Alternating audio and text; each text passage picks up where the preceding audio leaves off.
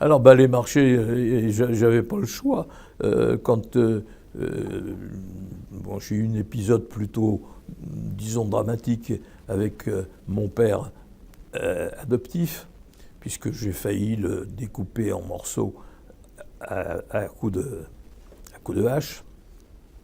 Après ça, je suis parti de chez moi. Je suis parti en Belgique.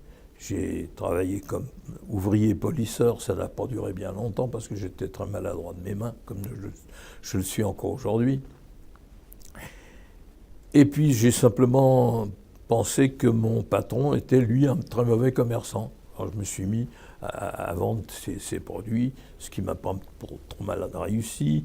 Ça m'a tellement bien réussi qu'il a trouvé que j'étais trop cher, il m'a viré. Il m'a fait ramener à la frontière, puisque je travaillais en Belgique sans papier. Il m'a fait ramener à la frontière par les gendarmes. Et puis je suis revenu naturellement par une autre frontière. Et là, ne sachant pas trop quoi faire, ben, je me suis mis à faire le camelot. Et j'ai vendu des produits pour empêcher la buée sur les verres de lunettes et sur les pare-brises de voiture. C'était du savon à 99%, plus du goudron pour maquiller le savon pour pas que qu'on voit que c'était du savon. Et ça, bah, je me suis mis à vendre ça un petit peu partout, sur les marchés, en Belgique, en France, en Luxembourg. C'est comme ça que j'ai commencé. Alors avec ça, je gagnais de quoi vivre, de quoi manger, de quoi me loger dans les hôtels. Mais c'était pas la fortune, loin s'en faut. Jusqu'au jour où le hasard m'a fait rencontrer avenue de Clichy, devant le Monoprix de l'avenue de Clichy. Je rencontre un monsieur qui était dans la foule, c'était en plein hiver, il faisait un froid de chien, un monsieur à qui il manquait un bras, qui me dit, tiens, votre produit, c'est celui que je cherche. Je suis le directeur des achats du ministère de l'Intérieur, et nous avons un marché à passer pour 60 000 unités de votre produit. Je l'ai pris, je me suis dit, il se fout de moi, le type. Et je lui dis, bah écoutez, si ça vous intéresse, laissez-moi votre carte. Il me laisse sa carte. Je suis allé le voir le lendemain, et je me suis aperçu effectivement que c'était un grand bonhomme. Il a un superbe bureau, Monsieur Poyard, je ne peux pas oublier son nom. Direction des achats, machin chose. Alors je rentre dans son bureau, monsieur le directeur, excusez-moi, je vous ai mal traité hier, mais en réalité, il faisait très froid.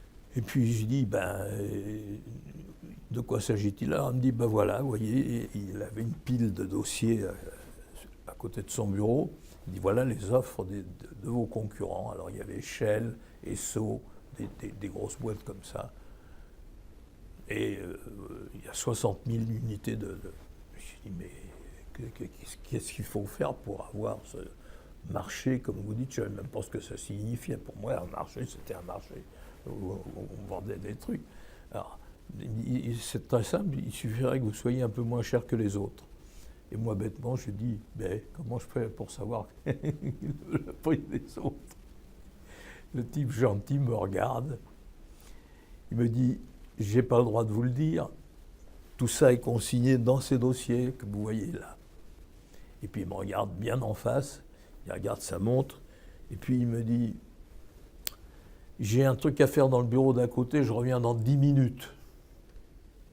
Alors j'étais quand même pas idiot pour ne pas comprendre que je pouvais compulser les dossiers, ce que j'ai pas manqué de faire évidemment.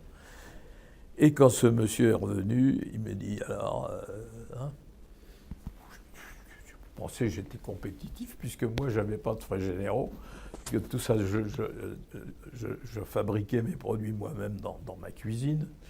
Donc, j'étais forcément compétitif. Et j'ai remporté ce marché du siècle qui m'a permis de démarrer d'une manière plus sérieuse. J'ai acheté du matériel, j'ai fait à l'époque, pour vous donner une idée, un bénéfice net de 2 720 000 francs anciens, alors que mon épouse gagnait 20 000 francs par mois.